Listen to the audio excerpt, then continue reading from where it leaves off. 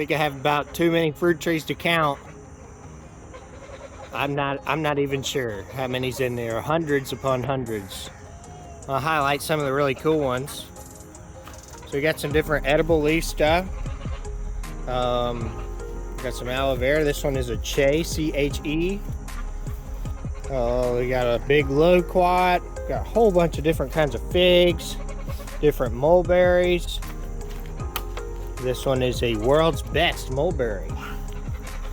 And cherry of the Rio Grande. Got a bunch of prickly pear. Here's a Thai dwarf mulberry. Mountain papaya. Got a whole bunch of moringa. A lot of roses. I said a bunch of figs. Mimosas. Here's a Texas everbearing fig. Notice on figs, all the different varieties pretty much have different leaves. When they're just fresh, they don't show as much, but once they get full size leaves, you can tell them apart by the leaves. I did have some of my tags like fade out, but now I have legit Chapel Farms tags. Look at these are our new tags. And these don't fade. That's thermal printed on there. Everbearing mulberry. Bunch of hybrids. This is a cotton candy apium. That's an apricot mixed with a plum. These loquats started from seed, so they were about 18 inches, 2 foot tall, and I just tipped the ends. You see right here? Cut it at a low angle where it doesn't hold water, and I'm trying to start that growth down low. So when you're pruning your fruit trees, you want your branches to start low, where when you are picking, you start picking, you'll be able to pick everything from foot. If you don't prune, you'll be starting to pick like way as high as you can reach, or even at a ladder. So you have to have that low. If you have to pick from a ladder, your efficiency on picking is cut in third. And show you some of this other cool stuff. We got some pomegranates started from cuttings. All the moringa we got. Moringa's easy to start from seed. Started this cranberry hibiscus from seed. We got a jujube and another bigger jujube right there. Got a bunch of muscadines in here. Really need to separate some of this stuff out.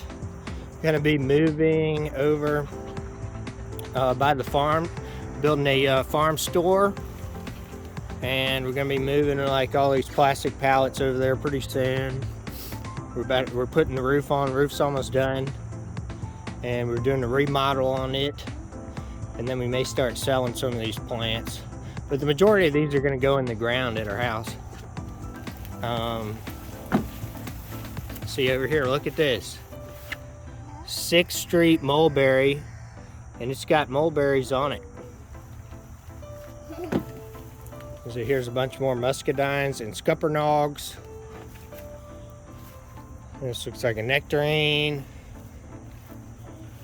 A big loquat. Some Asian pears.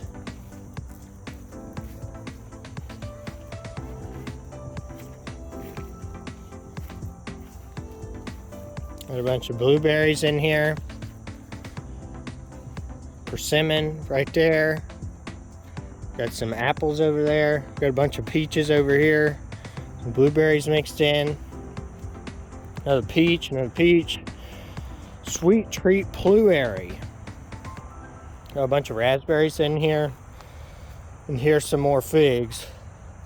Look at this, a jujube. And it's got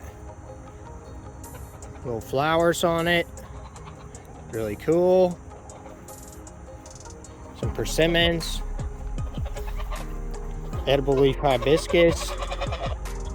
And we got a bunch of bananas. All these bananas got from our banana circle over here. So I got all these as pups, and the pups grow out better than at least on the first sprout. The first one to come up is going to fruit better than one that was done in tissue culture. Those, pretty much the first sprout is not going to do so good on the tissue culture, but the second one would. But on one of these pups, which you just dig it out the ground, it's an exact same version, and that should fruit the first one. I'm planning on keeping those in pots. We're going to be putting them in the greenhouse, maybe selling some of them. We'll get some of the fruit from that. Some more blueberries, figs, moringa, olives. Bunch of really cool stuff in here. We got another really cool mulberry. This one's a chaya. Edible longleaf hibiscus. Here's a plum cot. A rose. And maybe my favorite tree, starfruit. Got a bunch of those. And the fwang tongue on a couple of them is flowering. These trees are not very old, so probably shouldn't let them fruit too much, but it's really exciting.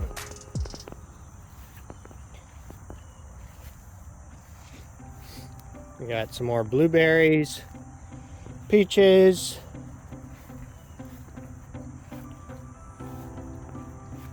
Here's this one's a hybrid, I think.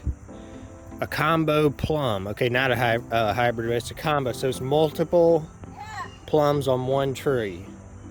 Got some more goji berries. Look here. See if we can see. Had some fruit on this one. I don't know if it got eaten on that jujube. There's another jujube. Look.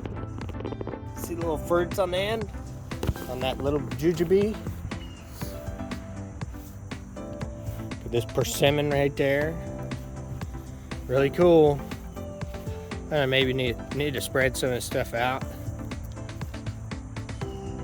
Or we got the violet de Bordeaux fig. Look at this guava. Whoa, look at that. Wow. Taiwanese guava. That is a really pretty flower. We had our pineapple guava over by the pond, flowered, and there's some fruits on it as well. Those are more like an orange-ish, reddish flower, but those are absolutely beautiful.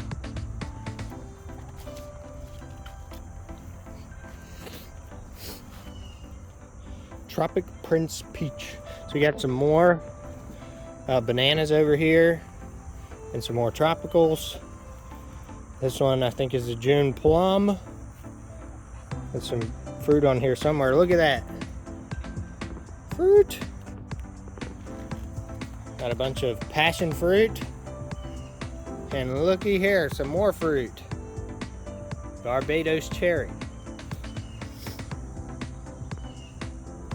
And then we got the strawberry tree right here. Got sugar apple. Look how pretty. Wow, that's gonna be spectacular. Got different jabuticabas. I think that's a really cool word. Jabuticaba.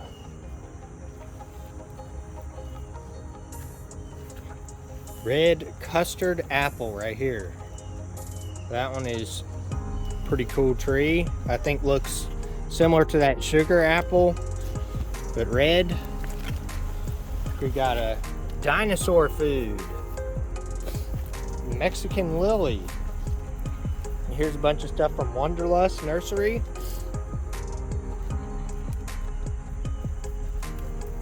This one is a Chilean guava, so we got a few different Chilean guavas. Creeping raspberry, Tasmanian mountain pepper, tangerine myrtle, so a few different kinds of myrtle, Mediterranean myrtle. twisted myrtle. That one's really cool looking. Fairy fishing rod. And we're back over here. Look, we got roselle hibiscus. Other really cool trees. This one has no label, but judging by the leaves, I think this is the long gone. Here's a beta avocado. Look at all the miracle. We got a bunch of miracle fruit.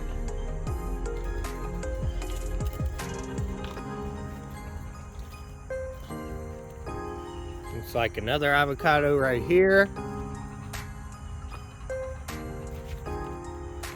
Chalk Anan mango. And here's another avocado, Russell avocado. Really cool. Some stuff from cuttings in here. Always propagating. Cocopo, this is a short cycle banana. So if you live somewhere where you think you can't grow bananas, this shortens the cycle of fruiting some. I think you can't really push it too far, but that'll give you more opportunity to get fruit. Look how cool the miracle berry is, the fresh reddish purplish leaves. And then look at these, I believe those are going to be fruit.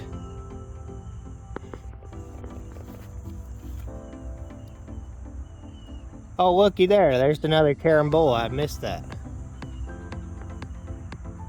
And you put that by the other carambolas. And these are really pretty. Brewster lychee.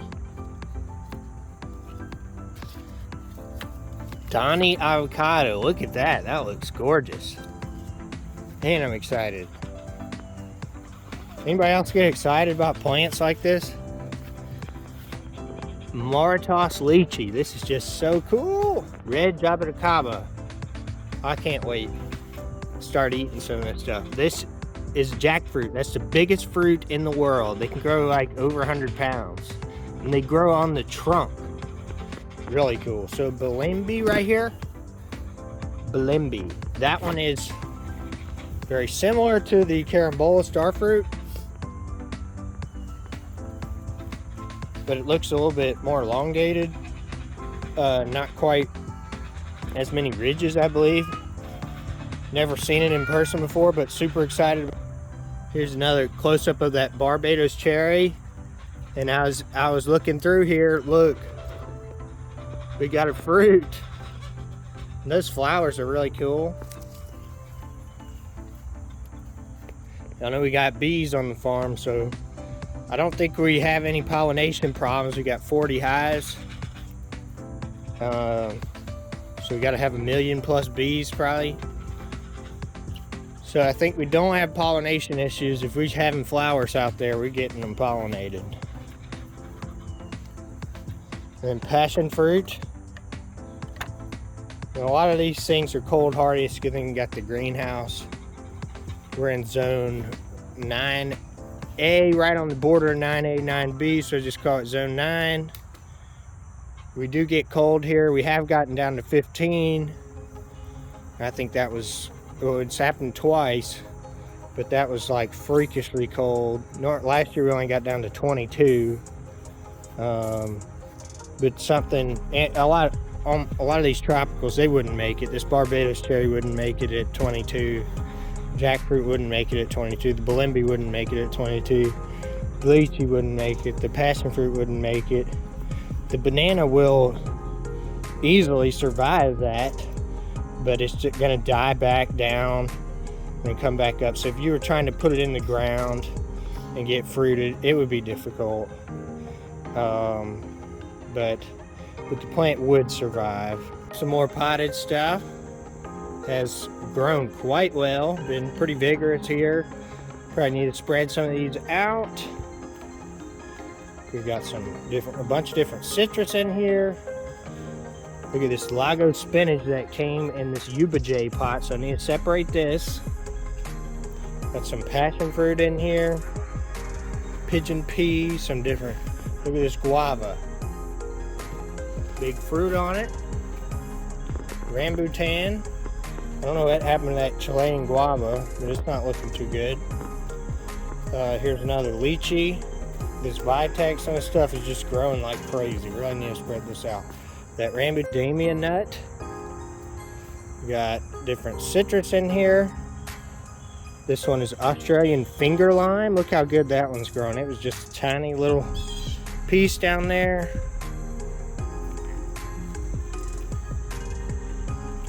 Look at this passion fruit. It's growing like crazy. This one is a pink wampy. Here's the star fruit. It's going absolutely bonkers.